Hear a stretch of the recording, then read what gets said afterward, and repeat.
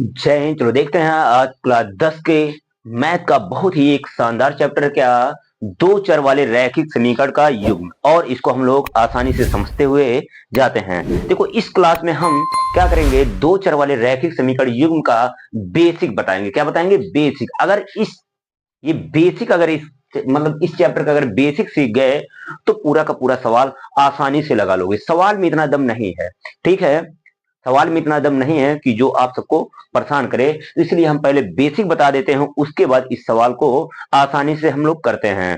तो चलो ध्यान से और देखते जाना और लिखते हुए भी जाना, ठीक है। तो देखो इस चैप्टर का नाम क्या है, दो चर वाले रैखिक समीकरण युग्म, यानी कि इसको इंग्लिश में क्या बोलते हैं, pair of linear equation in two variable, ठीक है, टू वेरिएबल। अब यहाँ पे सबसे पहले ये हम लोग देखेंगे कि दो चर वाला रैखिक समीकरण क्या होता है। दो चर वाला रैखिक समीकरण, देखो इसमें आ रहा है क्या, दो चर आ रहा है, क्या आ रहा है, दो चर। अब ये दो चर का मतलब होता है क्या, यहाँ पे पहले ही आप सबको हम बहुपद वाले चैप्टर में चर अचर के बारे में बता चुके हैं। बहुपद वाले चैप्टर में भी हम क्या चर और अचर के बारे में बताए हैं। चर बताए हैं क्या होता है कि मतलब जिसकी वैल्यू क्या हो, जिसकी वैल्यू मतलब डिसाइड ना किया जा सके कि मतलब क्या है, मतलब जिसकी वैल्यू को अनिश्चित हो, जिसकी वैल्यू क्या हो, अनिश्चित हो, उसे हम लोग क्या कहते हैं, चर कहते हैं। सिंपल भाषा में कहना, जिसकी वैल्यू अनिश्चित हो उसे हम लोग क्या कहते हैं, चर कहते हैं। और इसको हम चर को पहचान करने के लिए बताए थे, जैसे एक्स वाई जेड हो गया, ये सब क्या होता है, चर होता है।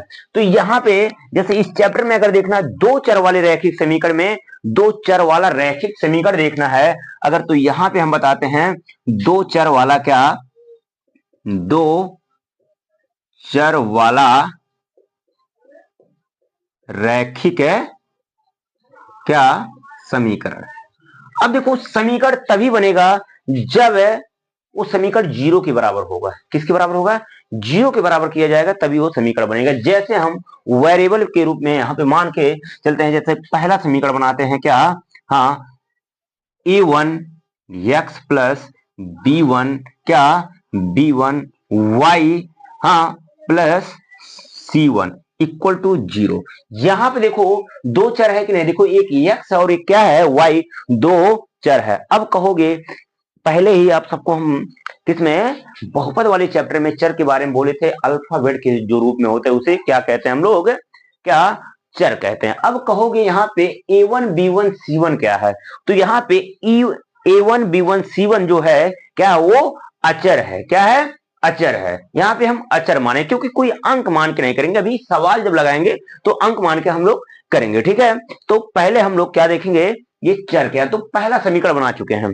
देखो ये दो चर वाला रैखिक समीकरण है, तो अगर दो चर को हमें सॉल्व करना है, क्या दो चर वाला रैखिक समीकरण को अगर सॉल्व करना है, तो इसमें दो अगर चर दिए हैं तो दोनों की वैल्यू अगर निकालना है तो हमें दो इक्वेशन भी होने चाहिए। मान लो पहला समीकरण तो हो चुका, तो दूसरा समीकरण भी हमें चाहिए ना। तो दूसरे समीकरण को लिए हम यहाँ पे जैसे a1 b1 c1 माने हैं, तो इसी के आधार पे क्या हो जाएगा, ये a2x प्लस b2y, हाँ, प्लस क्या हो जाएगा c2 इक्वल टू क्या हो जाएगा, जीरो हो जाएगा। इक्वल टू क्या हो जाएगा, जीरो हो जाएगा, ठीक ऐसे। अब कहोगे यहाँ पे x1 मान लो, इसको y1 मान लो, ऐसे ये नहीं रहेगा, उसकी वैल्यू हमें निकालना है, ठीक है।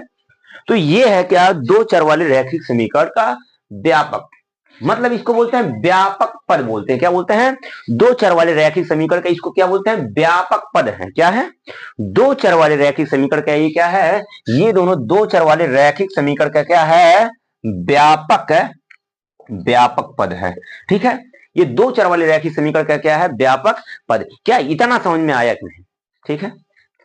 तो आया अगर होगा तो चैनल को लाइक सब्सक्राइब शेयर जरूर कर देना, ठीक है। चलो आगे बढ़ते हैं। अब इसके बाद हम लोग देखो इसमें क्या है, अभी बताएंगे जैसे ये दो चर है, क्या है, दो चर है, तो इस समीकरण को सॉल्व करने के लिए दो समीकरण की आवश्यकता होती है, और इस समीकरण को सॉल्व करने के लिए यहाँ पे दो से तीन विधियां हैं, और इन तीनों विधियों को हम क्या करते हैं, तीन तीन विधियां हैं, और जो कि आप सबके जो ये यूपी बोर्ड 10 का है, इसमें केवल दो विधि आप सबके हैं। अब जो है 2026 के अनुसार जो है केवल दो विधि से ही सवाल को लगाना है। तीसरा विधि जो था वो कट गया है, सिलेबस से क्या कर दिया है, काट दिया गया है। दो विधि से, पहला विधि इसको सॉल्व करने का होगा क्या, प्रतिस्थापन विधि, और दूसरा हो जाएगा क्या, विलोपन विधि। तो प्रतिस्थापन और विलोपन विधि भी हम बता देंगे, ठीक है। तो चलो पहले हम इसको बताते हैं और फिर आगे बढ़ते जाते हैं। देखो इस समीकरण में पहले एक में बहुत ही इंपॉर्टेंट हेडिंग बनी है क्या, काफी इंपॉर्टेंट हेडिंग है क्या। देखो एक नंबर तो यही से दिला देगा, ये जो लिखे एक नंबर आप सबको पेपर में यही से दिला गया, और ये 100% पेपर में आता है, यहां से जो है एक क्वेश्चन आता है 100%। देखो क्या है ये समीकरण, क्या दो चरों में रैखिक समीकरण युग्म, दो चरों में रैखिक समीकरण युग्म, तो पहले बता दिए हैं। फिर कहा इसमें रिलेशन आ जाएगा, इसमें क्या आ जाएगा, रिलेशन। को दो चरों वाले रैखिक समीकरण में तीन तीन पॉइंट याद रखे रहोगे तो समीकरण से जो भी सवाल देगा वो हो जाएगा, ठीक है।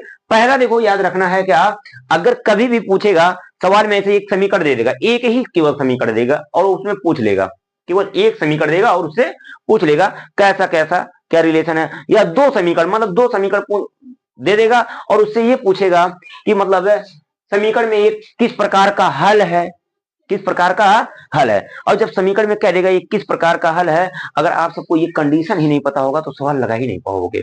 एक कंडीशन पता होना चाहिए, सवाल लगाने के लिए कंडीशन पता होना चाहिए, उसके बाद सवाल लगा लोगे, ठीक है। तो देखो पहला कंडीशन ये याद रखना है, कभी भी अगर सवाल में कह दे कि रेखाएं एक बिंदु पर प्रछेद कर सकती हैं, ऐसे लिखा रहेगा रेखाएं एक बिंदु पर क्या करती हैं, प्रछेद करती हैं। जब रेखाएं एक बिंदु पर प्रछेद करती हैं तो कहा इस स्थिति में समीकरण युग्म का हल कितना होगा। जब रेखाएं एक बिंदु पर प्रछेद करती है तो कहा है समीकरण युग्म का हल क्या होगा, उसके रिलेशन क्या बनेगा। तो कहा है जब रेखाएं एक बिंदु पर प्रछेद करेंगे, जब रेखाएं एक बिंदु पर प्रछेद कर सकते हैं तो इस स्थिति में समीकरण युग्म का क्या होगा, अद्वितीय हल होगा। क्या होगा, अद्वितीय हल होगा। ऑप्शन अगर दिया रहेगा बहुविकल्पी क्वेश्चन में आ गया, कहेगा यदि समीकरण एक बिंदु पर प्रछेद कर रही है तो समीकरण युग्म का हल क्या होगा, तो सिंपल भाषा में बोलना अद्वितीय हल होगा। क्या, कौन सा हल होगा, अद्वितीय हल होगा। क्या है, कहेगा यदि क्वेश्चन में कह दे समीकरण एक बिंदु पर प्रछेद करती है, समीकरण एक बिंदु पर प्रछेद करती है तो इस स्थिति में समीकरण युग्म का हल क्या होगा, तो यही इतना बताना, इस स्थिति में समीकरण युग्म का जो हल होगा वो अद्वितीय होगा। और इसमें जो कंडीशन बनता है, अगर मान लो सवाल कह दे लगाने के लिए, तो इसमें जो कंडीशन बनता है a1 by a2 not equal to b1 by b2, मतलब a1 बाई a2 का जो अनुपात है b1 बाई b2 के अनुपात के बराबर नहीं रहेगा। a1 और a2 यही लिया गया है, a1 बाई a2 का जो अनुपात है वो b1 बाई b2 अनुपात के बराबर नहीं होगा, यहीं से मिलेगा। अगर a1 a2 का मान निकालेंगे तो यहीं से तुलना करा के a1 a2 का मान निकाल लेंगे। दो समीकरण रहेगा, पहले वाले समीकरण से a1 a2, a1 का मान मिल जाएगा, b1 का मान मिल जाएगा c1 से, दूसरे वाले समीकरण से a2 b2 c2 का मान मिल जाएगा, ठीक है। अब दूसरा कंडीशन इसमें कहा है रेखाएं संपाती हो सकती हैं। रेखाएं क्या हो सकती हैं, संपाती। संपाती मतलब एक रेखा दूसरे के ऊपर, एक रेखा दूसरे रेखा के ऊपर रहेगा तो उस स्थिति में रेखाएं संपाती होगी। काय प्रछेद करती, ऐसे अगर रहेगा रेखा इस तरह इसे काट रही है तो वो क्या करे, प्रछेद वाला स्थिति बनेगा, तो उसमें अद्वितीय होगा। अगर संपाती कहेगा मतलब एक रेखा दूसरे के रेखा के ऊपर तल के ऊपर रहेगा, तल के ऊपर रहेगा, ठीक है, तो उस स्थिति में उसे बोलते हैं संपाती बोलते हैं। तो अगर सवाल में कह दे कि रेखाएं संपाती हैं, क्या है, अगर उसमें कह दे रेखाएं संपाती है तो ये बोलना इस स्थिति में समीकरण है युग्म का हल किस प्रकार होगा। सवाल में कह दे इस स्थिति में समीकरण युग्म का हल क्या होगा, तो यही न बताना अपरिमित रूप से अनेक हल है। क्या है, अपरिमित रूप से अनेक हल होगा। अगर कह दे रेखाएं संपाती हैं तो उसका हल क्या होगा, हल क्या आएगा, तो यही बोलना अपरिमित रूप से अनेक हल होगा। ये कंडीशन याद रखना है, पहले वाली प्रश्नवाली में यही से सवाल आएगा। अगर जिस बच्चे को ये नहीं याद रहेगा, ये आज का ये मतलब ये क्लास नहीं जो किया रहेगा उसको बहुत दिक्कत पड़ेगी, बहुत ही दिक्कत पड़ेगी। जो पहली प्रश्नवाली उसमें बहुत दिक्कत पड़ेगी, तो ये क्लास तो जरूर छोड़ना मत, ठीक है। और अच्छे से देखते हो जानो, बहुत ही सिंपल है, ठीक है, और इससे आसान भाषा में मिलेगा नहीं, ठीक है। ये सिंपल, अगर a1 by a2 not equal to b1 by b2 की स्थिति बने तो उसमें बोलना रेखाएं प्रछेद कर रही है, उसमें मतलब क्या होगा, उस स्थिति में अद्वितीय हल होगा। क्या होगा, अद्वितीय हल होगा। इस स्थिति में क्या होगा, अद्वितीय हल होगा। और इस स्थिति में कहा है, इस स्थिति में अपरिमित रूप से अनेक हल होगा। a1 बाई a2 बराबर b1 बाई b2 बराबर c1 बाई c2। अगर तीनों बराबर हैं, अगर तीनों अनुपात बराबर हैं तो रेखाएं क्या होगा, अपरिमित रूप से अनेक हल होगा। क्या होगा, अपरिमित रूप से अनेक हल होगा। ठीक है, यही कहा है, अपरिमित रूप से अनेक हल होगा। अब आगे की स्थिति क्या बोला है, आगे की स्थिति बोला है यहाँ पे, कहा है रेखाएं समांतर हो सकती। क्या रेखाएं समांतर मतलब एक दूसरे इस तरह लाइन है, रेखाएं ऐसे समांतर ऐसे, अगर इस तरह कहेगा मतलब रेखाएं ऐसी जा रही हैं। हाँ, ये इस प्रकार है रेखाएं। क्या रेखाएं अगर इस प्रकार रहेंगे, समांतर रहेंगे, क्या जब रेखाएं समांतर रहेंगी तो क्या है, रेखाएं समांतर हो सकती। इस स्थिति में समीकरण युग्म का हल, तो इस स्थिति में कहा समीकरण युग्म का कोई हल नहीं होगा। इसके लिए फॉर्मूला क्या बनेगा, क्या रेखाएं अगर समांतर होगी तो इसका हल क्या होगा, इसका कोई हल नहीं होगा। अगर क्वेश्चन में आ गया तो इसका हल क्या होगा, तो बोलना कोई हल नहीं होगा। तो इसके लिए फार्मूला रहेगा a1 बाई a2 बराबर b1 बाई b2 तो रहेगा, पर c1 बाई c2 बराबर नहीं होगा, not equal to c1 by c2। ये यहीं पे कंडीशन होता है समाप्त। ठीक है, क्या इतना क्लास करने में मजा आया कि नहीं? ठीक है, इसको एक बार बढ़िया से इसको नोट कर लो और फिर आगे हम बढ़ाते जाते हैं। ठीक है, इसके समीकरण को हल करने के तरीके। ठीक है, तो देखो एक बार फिर से हम रिवीजन करके ये तीनों पॉइंट बता देते हैं। अगर क्वेश्चन में कहेगा रेखाएं क्या है, मतलब रेखाएं परिच्छेद कर रही है, तो तुरंत दिमाग में लाना उसमें अद्वितीय हल होगा। कौन सा हल होगा, अद्वितीय हल होगा। फॉर्मूला क्या बनेगा, a1 by a2 not equal to b1 by b2। कहेगा अगर दिखाओ इसको तो तुरंत दिखा देना a1 by a2 not equal to b1 by b2, ये वाले फॉर्मूला लगा के मान निकाल के कर देना। ठीक है, अगर कहेगा रेखाएं संपाती है, रेखाएं संपाती वाला सिद्ध करके लाओ, तो तुरंत स्थिति बनाना a1 बाई a2 क्या, a1 बाई a2 बराबर b1 बाई b2 बराबर c1 बाई c2। कहेगा हल क्या है, तो बोलना अपरिमित रूप से अनेक हल है, बोला अपरिमित रूप से अनेक हल है। दूसरा क्वेश्चन कहेगा रेखाएं समांतर है, तो इतना दिमाग में बैठाना, रेखाएं अगर समांतर रहेगी तो यही इतना बोलना क्या है, इसका कोई हल नहीं होगा। अगर समांतर रहेगी तो उसका कोई हल नहीं रहेगा। तो फार्मूला बनाना क्या, a1 बाई a2 क्या, a1 बाई a2 बराबर b1 by b2 not equal to क्या होगा, c1 बाई c2। और इसको नोट कर लो, नेक्स्ट वाला हम बता रहे हैं। ठीक है, अब इन दोनों क्वेश्चन को कैसे सॉल्व करते हैं इसको हम बताते हैं। ठीक है, क्योंकि जो अभी बेसिक बताए हैं उनमें भी हम आप सबको बताएं क्या, जो मतलब दो चर वाले जो रैखिक समीकरण है, क्या जो दो चर वाले रैखिक समीकरण उसको सॉल्व करने की कौन कौन सी विधियां हैं उसको बताते हैं।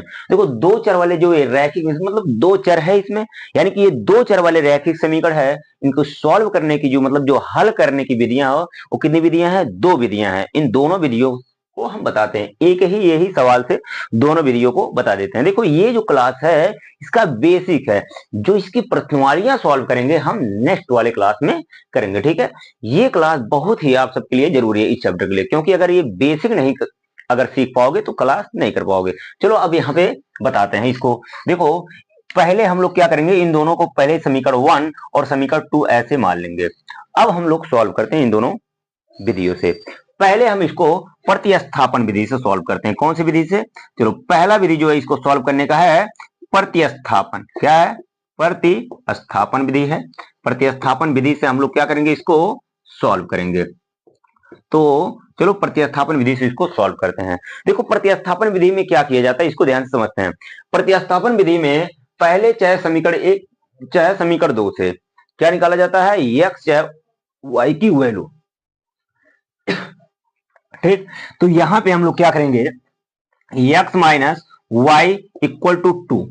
ठीक, तो हम लोग क्या करेंगे, यहां समीकरण 1 से क्या करते हैं, समीकरण 1, ये देखो समीकरण 1 है, तो समीकरण 1 से हम लोग क्या करते हैं, पहले x की वैल्यू निकालते हैं। तो देखो समीकरण 1 से अगर x की वैल्यू निकालेंगे तो x बराबर यहाँ पे देखो ये y अगर इधर आएगा तो क्या हो जाएगा, प्लस में y हो जाएगा। ये क्योंकि माइनस में तो इधर आएगा प्लस में हो जाएगा, तो ये 2 प्लस क्या हो जाएगा y, क्या हो जाएगा, ये x बराबर 2 प्लस y हो जाएगा। अब इसको हम लोग समीकरण मान लेंगे 3। कितना मान लेंगे, समीकरण 3। अब क्या काम किया जाता है, जब यहां पे हम समीकरण निकाल लिए, अब इसके बाद देखो इस विधि में पहले क्या बताया है, चाहे समीकरण 1 चाहे समीकरण 2 से x या y की वैल्यू निकाला जाता है। तो यहां पे हम क्या किए हैं, समीकरण 1 से x का मान निकाले हैं, अब यही यक्स का मान हम लोग क्या करेंगे, समीकरण 2 में रखेंगे। किस में रखेंगे, ये यक्स का मान कहां रखेंगे, समीकरण 2 में। तो लिखेंगे यक्स का मान समीकरण, यक्स का मान समीकरण क्या, कितने, 2 में, समीकरण 2 में। यक्स का मान कहां रखेंगे, समीकरण 2 में। तो समीकरण 2 कहां पे, यही है। जहां यक्स रहेगा वहीं पे 2 प्लस वाई रख देना है। तो यहां पे देखो ये है, तो यक्स के स्थान पे हो जाएगा 2 प्लस वाई, और प्लस में क्या हो जाएगा, वाई, और बराबर कितना हो जाएगा, 2। इतना काम हो चुका है, ठीक है। अब यहाँ पे क्या करेंगे, देखो वाई वाई जुड़ रहा है, तो वाई वाई कितना हो जाएगा, ये 2 वाई हो जाएगा। और यहाँ पे देखो ये 2 इधर प्लस में इधर आएगा तो क्या हो जाएगा, माइनस में हो जाएगा। तो देखो ये कितना हो जाएगा, कितना, 2, और इधर आया -2, तो ये हो जाएगा 2y, और बराबर कितना हो जाएगा, ये 2 में से 2 गया, कितना हो गया, 0। यानी कि यहाँ पे मिल जाएगा y बराबर भी मिलेगा क्या, 0। क्योंकि यहाँ पे 0, अगर ये 2 आएगा, अगर y का मान निकालना है, ये 2 आएगा तो 0/2 होगा, और 0/2 का मतलब क्या हो जाएगा, 0। यहाँ पे मिल गया है क्या, y का मान 0। अब यही y का मान क्या करेंगे, चाहे समीकरण 1 में रख देंगे, चाहे समीकरण 2, चाहे समीकरण 3 में रख देंगे, x का मान मिल जाएगा। तो हम लोग क्या करते हैं, इस y का मान समीकरण 3 में रखते हैं। कहां रखते हैं, तो लिखेंगे y का मान समीकरण 3 में, समीकरण 3 में, बस ऐसे ही करना है, ठीक है। तो यहाँ पे देखो ये है x, हाँ, प्लस 2 y के स्थान पे क्या हो जाएगा, 0। तो यानी कि ये मिल जाएगा x बराबर क्या मिल जाएगा, 2 मिल जाएगा। अब ये हमें अगर जांच करना है क्या ये दोनों वैल्यू सही है या गलत, यही समीकरण में रख दो। तो यहाँ देखो अगर हम क्या करेंगे, x का मान यहाँ 2 रखेंगे 2, और y का मान 0 रखेंगे, तो 2 में से 0 घटाएंगे 2, तो 2 बराबर 2 आ जाएगा, वैल्यू सही है, ठीक है, ये वैल्यू सही है। अब हम दूसरी विधि से इसको सॉल्व करते हैं। दूसरी विधि का नाम क्या है, विलोपन विधि। दूसरी विधि का नाम क्या है, विलोपन विधि। ध्यान से समझते जाना, पूरे प्रश्नवाली में यही 2 विधि काम करेंगे। यही 2 विधि से पूरे प्रश्नवाली को लगा लोगे, ठीक है, ठीक, यही 2 विधि से दोनों प्रश्नवाली को लगा लोगे। तो चलो दूसरी विधि से अब सॉल्व करते हैं। दूसरी विधि का नाम क्या है, विलोपन विधि। विलोपन विधि, इसी सवाल को हम लोग क्या करते हैं, विलोपन विधि से अब सॉल्व करते हैं। तो देखो विलोपन विधि में क्या किया जाता है, पहले इसको सवाल को एक बार लिख दो, x माइनस वाई बराबर 2, और यहाँ पे है इसको समीकरण 1, और यहाँ पे क्या है, x प्लस वाई बराबर 2, ये समीकरण 2। मतलब ऐसे 2 समीकरण को पहले माना जाएगा। उसके बाद क्या किया जाएगा, विलोपन विधि में, उसके बाद हम लोग क्या करेंगे विलोपन विधि में, ध्यान सुना, विलोपन विधि में चाहे x या y के गुणांक को बराबर किया जाता है, चाहे दोनों समीकरण में x गुणांक के बराबर हो, या दोनों समीकरण में y के गुणांक बराबर हो। जैसे यहाँ पे अगर x है तो यहाँ भी x होना चाहिए, यहाँ पे अगर एक x है तो यहाँ भी एक x, यहाँ पे एक y है तो यहाँ भी एक y होना चाहिए। मतलब इन दोनों में से चाहे जो एक बराबर होने चाहिए, चाहे y वाला गुणांक बराबर हो, चाहे x वाला क्या हो, गुणांक बराबर हो। यहाँ पे तो दोनों बराबर दिख रहा है, यहाँ पे क्या, दोनों बराबर दिख रहा है, यहाँ भी ये भी और ये एक ही गुणांक है, यहाँ भी इसका गुणांक एक है, इसका भी गुणांक एक है। गुणांक का मतलब होता है जिसमें गुणा किया गया हो। तो इसमें देखो एक से गुणा किया गया है पर वो दिखाई नहीं दे रहा है, ठीक है। अब यहाँ पे क्या करेंगे, इसको देखते हैं, ठीक है। अगर मान लो गुणांक बराबर है, अगर गुणांक बराबर है तो ये दिमाग बैठा लो, अगर गुणांक बराबर है उसके बाद क्या किया जाएगा, अगर गुणांक बराबर हो और बीच वाला चिन्ह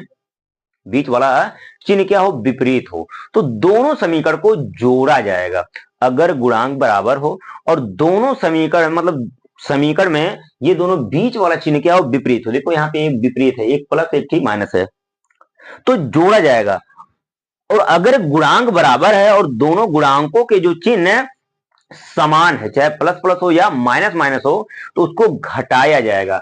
क्या किया जाएगा, घटाया जाएगा। ये दिमाग में यही दोनों पॉइंट बैठा लो। बच्चे भूल जाते हैं कि कब जोड़ा जाएगा या कब घटाया जाएगा, ठीक है। अगर गुणांक क्या हो, गुणांक अगर समान है और बीच वाला चिन्ह क्या विपरीत हो तब जोड़ा जाएगा, और अगर गुणांक बराबर हो और बीच वाला चिन्ह क्या हो, समान हो, तब घटाया जाएगा। यहाँ पे देखो समान है और बीच वाला चिन्ह क्या है, विपरीत है, तो इसको जोड़ लेते हैं। तो यहाँ पे क्या करेंगे, ऐसे एक लाइन लिखेंगे, समीकरण क्या, समीकरण 1 + 2 से इनको जोड़ेंगे, 2 से। तो जोड़ लेते हैं, तो यहाँ पे इसे लिखेंगे x plus x minus Y बराबर 2, और यहाँ पे हो जाएगा x प्लस वाई बराबर कितना हो जाएगा 2। और यहाँ पे ऐसे हाँ जोड़ेंगे तो यहाँ पे एक बार लिख देंगे जोड़ने पर देखो जोड़ा जब जाता है तो चिन्ह में कोई परिवर्तन होता नहीं, ऐसे लिख दिया जाता है। तो यहाँ देखो y माइनस में, यहाँ पे y प्लस में, ये दोनों कट गया, ठीक है, ये दोनों कट गया। यहाँ देखो x प्लस में, यहाँ भी x प्लस में, ये जो जुड़ जाएगा तो ये हो जाएगा 2x। और यहाँ देखो ये 2 यहाँ भी प्लस में, यहाँ भी 2 प्लस में, 2 2 4 हो जाएगा। तो इसको अगर काट दोगे तो देखो 2 एक नम 2, 2 दूना 4, तो यहाँ पे मिल जाएगा x बराबर 2। देखो दोनों से यहाँ भी x का मान 2 आया था, इस वाले विधि से, इस वाले विधि से 2 आया। अब क्या करेंगे, अब यही 2 की वैल्यू आई है, मतलब x की जो वैल्यू आई है, यही x का जो मान है, चाहे समीकरण 1 में रख दो चाहे समीकरण 2 में रख दो, आ जाएगा किसका, y का मान। तो हम लोग क्या करते हैं, ये मतलब ये 2 का मान समीकरण 1 में चाहे 2 में, चलो हम रख देते हैं कहां पे, इसका मान देखो अब क्या करेंगे, यही जो x की वैल्यू है इसको चाहे समीकरण 1 या समीकरण 2 में हम रख देते हैं। तो हम x की वैल्यू क्या करते हैं, यानी कि x का जो मान है वो समीकरण 2 में रखते हैं। कहां पे रखते हैं, यानी कि x का मान कहां रखेंगे, समीकरण 2 में। तो समीकरण 2 देखो यही है, तो यहाँ पे जब रखेंगे तो यहाँ पे x यही है, x प्लस वाई बराबर 2 है, तो यहाँ पे हो जाएगा 2 प्लस वाई बराबर कितना हो जाएगा, 2 हो जाएगा। तो यहाँ पे देखो y बराबर देखेंगे y बराबर, तो ये 2 इधर आएगा तो क्या हो जाएगा, माइनस में हो जाएगा, तो ये हो जाएगा 2 माइनस 2, यानी कि हो जाएगा y बराबर 2 में से 2 गया कितना हो जाएगा, मतलब 2 में से 2 गया कितना हो जाएगा 0, यानी कि y का मान कितना आ गया 0। यहाँ पे देखो दोनों विधि से ही मान क्या आया है, समान आया है, ठीक है, यानी दोनों विधि सॉल्व करोगे तो आ जाएगा। पर पेपर में वहां पे अगर जैसे ही प्रश्न ये सॉल्व करोगे तो वहां पे दे देगा विलोपन विधि या प्रतिस्थापन विधि से सॉल्व कीजिए। पर पेपर में जब आएगा कोई एक ही विधि से, मतलब दिया रहेगा समीकरण को हल कीजिए केवल, तो तुम्हें दोनों विधि में से कोई एक विधि लगा के सॉल्व कर देना है। और ये बहुत ही क्या है, आसान है, ठीक है। और यहीं पे अब हम क्या करते हैं, अपना क्लास समाप्त करते हैं। नेक्स्ट क्लास में मिलेंगे जो भी इसकी प्रश्नावली है, ठीक। जय हिंद।